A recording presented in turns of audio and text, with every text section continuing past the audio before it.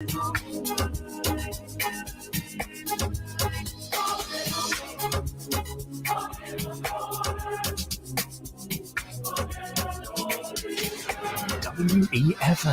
the new fresh sound.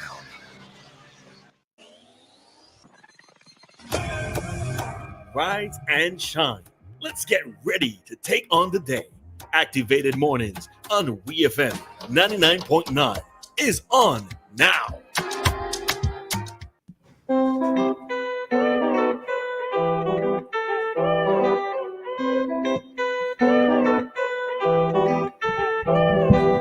Welcome back, St. Vincent and the Grenadines. The time is now 7:45, and you're listening to Activated Mornings. This morning, you're listening to Ari and, of course, Christal, who is in studios with me this morning. If you're just joining us, we're discussing the police killing of a mentally ill man earlier this week.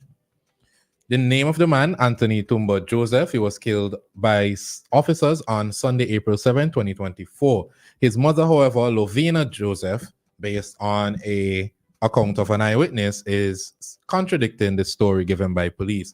So according to a police statement, the police went to the Mackey's Hill residence after receiving a complaint, and Anthony initiated a hostile attack against the officers, after which officers applied appropriate levels of force to neutralize the immediate threat posed. That's what the statement said. Also said he was rushed to the Milton Cato Memorial Hospital, where he subsequently died. However, the mother is saying that the police did not use the necessary force or the appropriate force to neutralize or to handle the situation, and he did not die at the Milton Cato Memorial Hospital. They shot him dead on the spot, at least. That's according to the mother, who got her information from an eyewitness. What are your thoughts, Christal? I think it's one too many instances of where there's a fatality concerning a civilian at the hands of the police or in the presence of police, where there are conflicting stories.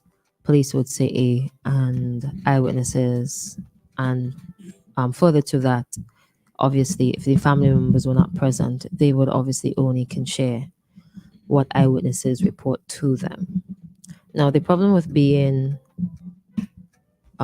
speaking on secondhand information, the information related to you there's a possibility that it's incorrect, and possibility that it will be disregarded because you were not there to say, I saw, I heard, I know. No, that for me is something to take away from this specific story. However, if you go back a little bit, and you would have read a few references with mentally ill people, but I want to extend it as well to generally civilians. If you look at the number of stories where civilians were either killed by police or killed in the presence of police, these cases are unsolved. They are unsolved, and more than likely they have conflicting stories by eyewitnesses and reports from the police. Question, why? Why are they unsolved to this date? And why are there conflicting stories? That's one. If you look at the stories where police officers were killed, these cases have been solved. Is it fair for me to draw a comparison? I think it's very fair for you to draw a comparison. No. There are families out there who are waiting for justice to be served, who are waiting for answers. Are we going to have to sit down and wait and ask questions repeatedly? Every month, every 2 months, every 3 months. What is happening with this case? Why don't we have a coroner's inquest? Why are they dragging? What does it appear as though they're dragging their feet? And you have to say appear just to be politically correct. But if you compare to other cases, it seems as though they're dragging their feet, and family members who are distressed, who are possibly depressed, who are anxious, who are saddened, who are mourning loved ones, what else are they expected to say in these instances? No, there are many points. Many points, and we don't have the time to go into them this morning, but this is why we need the CCTV. Because this happened in and around Kingston. Mackie Sale is not Kingston, right? I'm not sure if the CCTV would go into. Okay, This so is we just mark main out road, though. CCTV. Body cams. What happened to the body cams? Still waiting to see how these body cams will go. Third issue. This is my issue with the complaints department and the public relations being in one department. They're trying to separate it, but this is the issue. Issues like these are why they should be separated.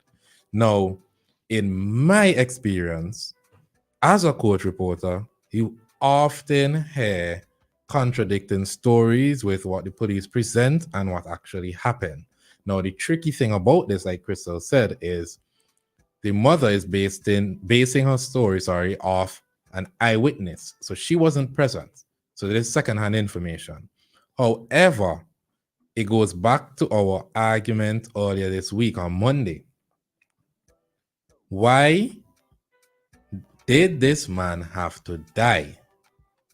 If you're trained on how to deal with mentally ill persons, or they just started training, and I believe it's new recruits that receive the training, regardless, they should be trained to de-escalate situation, not to kill people, regardless of their mental situation. And you hear I said it earlier, that I said it on Monday, that there are other instances where this happened, and Searchlight draw reference to it as well. The problem is the training of the officers, and keep in mind the release was released by the public. What is the name of the department? Public relations and complaints. Public relations and complaints. Thank you very much. Sometimes I have so much to say about this, but I don't have the time. The release was made by the public relations department, and public relations are there to protect whatever institution that they are a part of. They are not going to come out and say, okay, this guy was trying to run away, or we could have dealt with it better. They're not going to come out and say that. They're going to compose the report in the best way possible to make it seem like the police officers were acting in their own best interest and the best interest of persons in the community. They will never come out and say that they were wrong for this situation unless there's evidence that they were wrong. We need to keep that in mind when we receive information from the police department, from the public relations department as fact. That's why I always take it with a pinch of salt, because we do not know what the truth is. We don't know what the eyewitness said to be true. If it's true, the mother don't even know, because again, it's secondhand information. She got it from somebody else. Your credibility just like diminished there. But then we also can't take what the police say as fact. But what we can take away from the situation is, you should not go to a scene of something, a scene of an incident, and not try to de-escalate the situation. Your first thought should not be to shoot somebody in the chest. No, it's very tricky, right? To say that we cannot take what the police have said as fact. The way I see it happening, the persons who are present, I have to be very careful that it doesn't come across as though they're always fabricating the stories or whatever they're told. I can't say always, but it happens a lot. Right? Okay. So the officers that are present, they would feed up information. Isn't that how the information? They would do their investigations, but people have to see what they saw happening. So the persons who are present, they would have to feed up the information. If it is a case where the information fed up is not factual, then your source, but would the person who is compiling the document representing the entire police force, would they know that that is not factual because they are getting it from the eyewitness or the person who was there, the officer who was there? Keep in mind that the purpose of that department is to protect the reputation and the image of the police Public force. relations. No. Public relations. Police also have a duty to the nation, carry out their duties, a responsibility, to carry out their duties fairly and honestly. Right? Now, concerning the separation of public relations and complaints department, Um, it's been years. It's been years. We have managed to assess the probability of harvesting or harnessing geothermal energy on the island. Blasifer, right? One. We have broken down mountains and built an entire airport that is functioning. Never mind AIA. The workers have some discrepancies right now. We have done so much in this country concerning our development, right? But we can't separate public relations and compliance department up to now. No. If you look at the maths, how long people have been asking, and they have even gone as far as admitting that yes, it needs to, and we are working and we're doing this and that, but it has not been done as yet.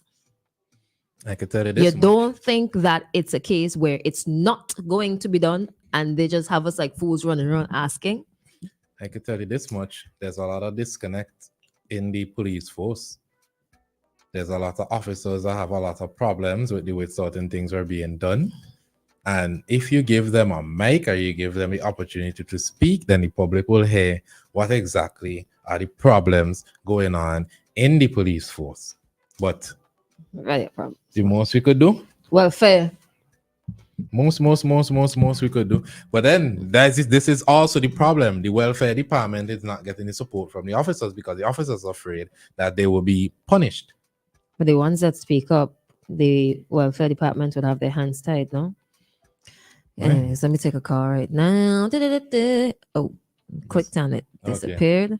Some responses here. Good Friday morning, SVG. Josh was asking where the body comes. Do they have any? They were given some. Oftentimes, it can be a cover-up. That's what people are saying. You are reporting Pt2 to Paul. Let's take a call and then continue. Hello, good morning. Hello, good morning. Hey, good morning. You're live? Yes, sir. Yes, a simple question, right? Mm-hmm. Who is responsible for who damages one's property or take one's life? I think it depends. So first and foremost, I believe family. If it is that they were living at home, if they were in an institution, then perhaps the institution holds some level of responsibility. Yeah, because I don't think the government takes responsibility for that. Because I think that to say, I have two cousins still at shock with the lady that had get stabbed in her neck going to the Leeward bus terminal and died. My cousin still can't overcome that situation. Mm-hmm. I think from the family members of the accused. So that's why I asked that question. And then again, remember we had two fatalities with I think one of the guys that died with the guy who had hit the mentally challenged guy who had hit the guy head with a steel. Mm-hmm. And I can't remember exactly what was the case exactly. But I just think that and then I know of other reports where right in my village, a mentally challenged guy mash up a guy with shield with his father, the mentally challenged guy's father, because he lives at home, the mentally challenged guy lives at home. Father said he's not responsible. So the guy had to went and buy back his windshield. Okay. So tell me something, right? What is the point that you're getting at? No, I just want to know who takes the responsibility for such action from a mentally challenged person. Who should be? I think family. Because in that case, the mentally ill person is not capable of, then what? All right. Okay. Thank you. I got Harry made a statement with the officers, with the students, Makita, right? We don't really know what is the fact. Yeah, that's what I said. So basically you have to do what the police say until they have to get caught. Well, you got a little low there, caller. What was He that? said basically you have to take what they say until you get more Oh, information. nah. Mm-mm. Is that what I'll you said? never right? subscribe to that. And then I heard Harry said that you can get to a situation or things to think about it. Think about it. You get a little low there. I can't. We don't really know how the guy attacked the police in the first case. Maybe they went and started to talk to him to try and calm him. And then he rushed them. We don't know. But at the end of the day, they should be trained. Friend, brother, there's certain situation you have to deal with force. I'm not saying there should not I be think that any I'm force, but this is the argument that we always have. There should be necessary force. Killing him on the spot is not necessary force given the circumstances. Well, you saying that spot and the police saying hospital and you went to the hospital, so who's hurt? The police say he died at the hospital. If he got shot in the chest and they call and the eyewitnesses saying that they call the funeral home for him. Why they call the funeral home and not an ambulance if it is that they were taking him to the hospital? This is where the stories contradict. You saying on the spot, the police saying. I'm not saying on the spot. I was not there. I am saying the story is contradicting what the police said. We do not know what's the truth. Okay. Right. All right. Okay. I quicker go with an eyewitness before police report, based on my experience. Because I've seen a lot of things, years working in the court, being a court reporter, listening to stories, reading through the facts of stories, and then when lawyers break it down to you, and then when you speak to people in certain offices that these reports go through, they and all could admit to you, yeah, this isn't right, this isn't factual. And this is in all courts that I've been in. Magistrates, serious offenses, high court. At the end of the day, these releases are put out to protect the police officers. Have you ever heard a release where the police, where the Royal Civil and Grenadier Police Force say, this officer acted wrong in doing this or that without video evidence, or even if there is evidence? You ever heard a release from the police saying that? I can't recall. There was reference was made to the mentally ill man who killed a man and injured two others some time ago. So he has been sentenced. Mm-hmm. So just in case persons were wondering whatever happened to that case, he has been sentenced. I don't know, but he did. In the beginning, he did raise a very important question. Who should be responsible? Because if it is that a mentally challenged person destroys your property, who should be held responsible? Because more than likely they're not working, they don't have a source of income. Who's going to replace this? Or does insurance cover things like that? Depends on if you have insurance. And that's if you have insurance, but you shouldn't need to ensure that certain things are insured because you don't know if a mentally ill person is going to damage. Because if a person walks up to you and throws your phone on the ground, damages it, and they say that they're mentally ill, who's responsible for replacing your phone? We could start from small to big. You gotta insure my phone. You need accountability for that. So that people don't insure property in the event of mental ill destroying them. You insure it, yeah, just in case anything happens. That's not. But your phone insured? It should be insured for me because I'm the major destroyer.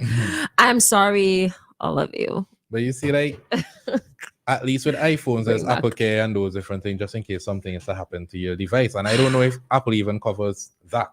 If a mentally ill person destroys your phone, and then how would you prove it? Us being in the Caribbean, how would you prove that? Make a police report, and then the police will deal with it after that. But I think, first off, if the individual is mentally ill to the point of being aggressive, that person needs professional help.